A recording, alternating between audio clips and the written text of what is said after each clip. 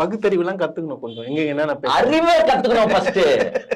RK நகர் மணி அண்ணன் RK நகர் மாவட்ட செயலாளர் சுராஜி வேலன் அவர்கள் பிஎல்ஏ அப்படின்றதுக்கு பிஎல்ஓ அப்படின்ட்டு ஒரு சின்ன மிஸ்டேக் பண்ணிட்டாரு.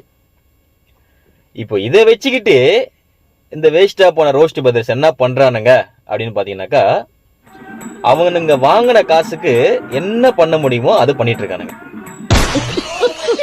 முதல்ல அண்ணன் மாவட்ட செயலாளரை பாராட்ட வேண்டிய ஒரு விஷயம் என்னன்னு பாத்தீங்கன்னாக்கா, மேடை ஏறினவன எனக்கு எதுவும் பேச தெரியாதுன்னு சொல்லிட்டு உண்மையை ஒத்துக்கிட்டு அவருக்கு என்ன பேச முடியுமோ, அவருக்கு என்ன தெரியுமோ அதை மட்டும் பேசிட்டாரு. அதுக்கே ஒரு பெரிய கைத்தட்டில் பாராட்டின அவரை. எனக்கு சரியா பேச கூட தெரியாது. சில பேர் எல்லாம் தெரிஞ்ச மாதிரி ஏறி மொக்க வாங்கிட்டு வந்துருவாங்க. அவர் சொல்லிட்டாரு எனக்கு பேச கூட தெரியாதுங்க அப்படின்னு சொல்லிட்டாரு.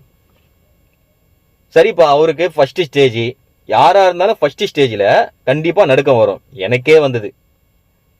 ஸோ அப்படின்றப்போ அவருக்கு தான் பேச தெரியல. இப்போ ஆயிரக்கணக்கான பேரு கூடி இருக்காங்க ஒரு மேடையில, பல மேடைகள்ல பேசியிருக்காரு. உங்க கட்சியில இருக்கிறவர் தான் ஐயா பொன்முடி ஐயா அவர்கள். நீங்க பாருங்களா அப்படியே மேல.